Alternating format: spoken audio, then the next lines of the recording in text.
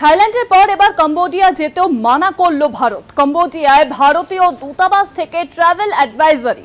Cambodia থাইল্যান্ডের সীমান্ত এলাকায় যাবেন না। দুদেশের মধ্যে পুরো দমে যে যুদ্ধ চলছে, ইতিমধ্যেই কিন্তু নিহত অন্তত ৩১ জন। ঘরবাড়ি ছেড়ে পালিয়েছেন কয়েক লক্ষ মানুষ। আর এই আবহেই কিন্তু এবার সেখানে যাওয়ার নিষেধাজ্ঞার এবার যে জারি করা হয়েছে। থাইল্যান্ডে ইতিমধ্যেই কিন্তু নিষেধাজ্ঞা জারি করা হয়েছিল যাওয়ার জন্য। এবার কম্বোডিয়া যেতেও কিন্তু মানা করা হলো ভারতের তরফে। ট্রাভেল অ্যাডভাইজারি জারি করে স্পষ্টত জানিয়ে দেওয়া হয়েছে যে থাইল্যান্ড বা কম্বোডিয়া সীমান্ত এলাকায় যাবেন না।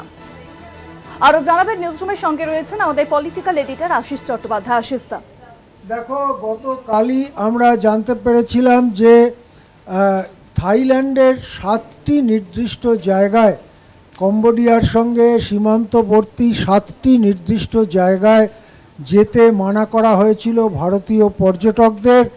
এবং এই 7টি জায়গার মধ্যে সবথেকে বেশি বিপদসংকুল কোন জায়গা সেটাও নির্দিষ্ট করে বলা হয়েছিল।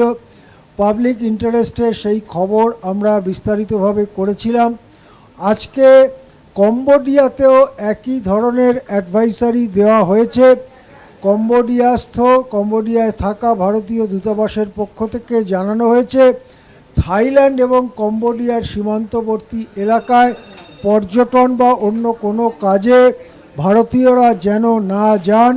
অর্থাৎ যুদ্ধ যে এসকালেশন হচ্ছে, যুদ্ধ যে আরও উঁচু পর্যায়ে যাচ্ছে, সেটাই কম্বোডিয়াতে নতুন করে ট্রাভেল অ্যাডভাইসারি জারি সেটা প্রমাণ করে যে যুদ্ধ আরও উঁচু স্তরে যাচ্ছে।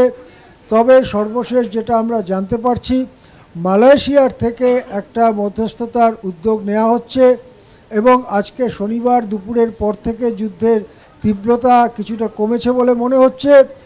সুতরাং অবিলম্বে এই যুদ্ধে একটা বিরতি আসুক, একটা আলোচনা শুরু হোক এবং এই সীমান্ত সংঘর্ষ এবং মানুষের প্রাণহানি এগুলো বন্ধ হোক, এটাই আশা করে বিশ্ব বিবেক।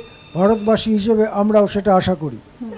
অনেক ধন্যবাদ আশিস দা। নিউজরুমের সঙ্গে ছিলেন আমাদের পলিটিক্যাল এডিটর আশিস চট্টোপাধ্যায়।